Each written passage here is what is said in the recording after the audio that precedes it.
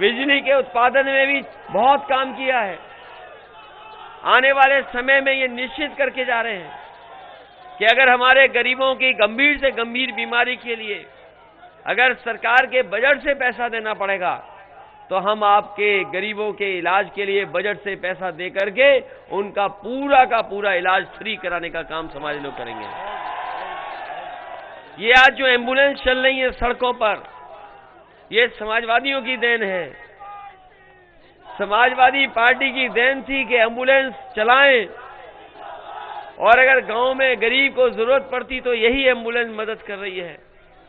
जब से बाबा जी की सरकार आई, ना ड्राइवरों को सुविधा दी, ना एम्बुलेंस बढ़ाई, ना एम्बुलेंस के लिए कोई व्यवस्था की, उस व्यवस्था को भी इन्होंने खराब किया है। हम आपको भरोसा दिला के जा रहे हैं, गरीबों के इलाज के लिए एम्बुलेंस की अगर संख्या बढ़ानी पड़ेगी तो संख्या बढ़ाएंगे, और ड्राइवरों को भी अगर सुविधा देने का मौका मिला तो सुविधा देंगे, जिससे वो भी सम्मान के साथ जीवन जी सके।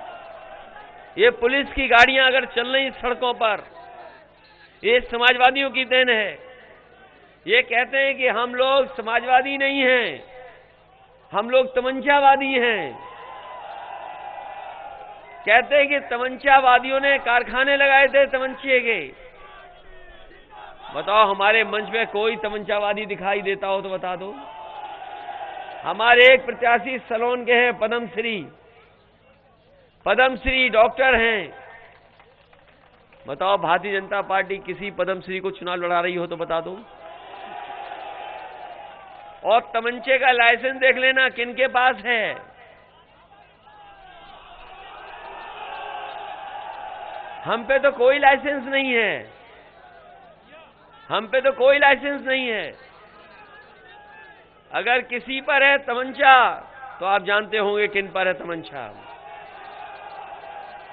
लेकिन हम अपने तमाम लोगों को भरोसा दिला के जा रहे हैं कि जिस तरीके से पुलिस के लिए 100 नंबर व्यवस्था दी थी, अगर हमें कानून व्यवस्था को ठीक रखने के लिए 100 नंबर की गाड़ी को बढ़ाना पड़ा, पुलिस के लोगों को और सुविधाएं देनी पड़ी, सुविधाएं देंगे।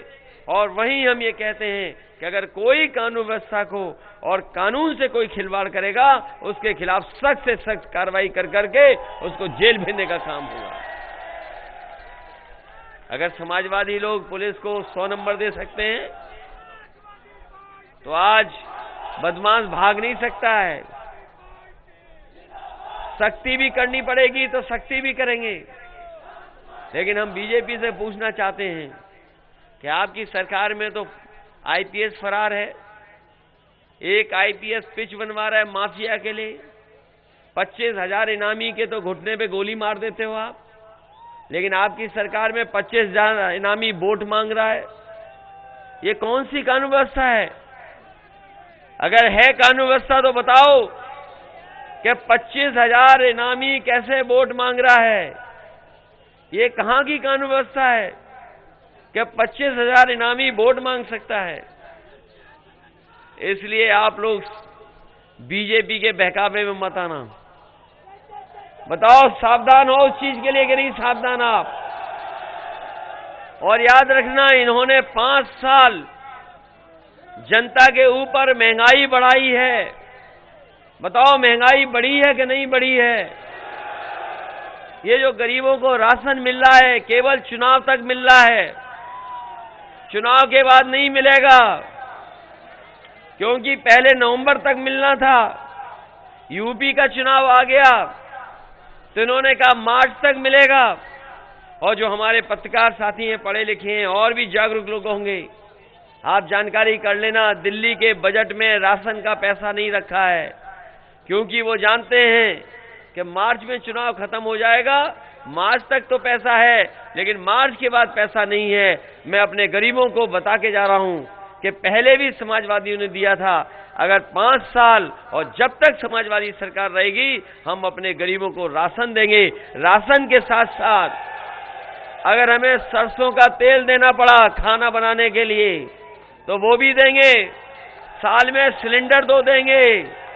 और अपने गरीबों का स्वास्थ्य बेहतर हो जाए तो 1 किलो घी भी उनको देने का काम समाजवादी सरकार में राशन में होगा। ये राशन दे रहे हैं केवल मार्च तक, और समाजवादी लोग राशन देंगे जब तक समाजवादी सरकार होगी, हमारे गरीबों को राशन देने का काम होगा।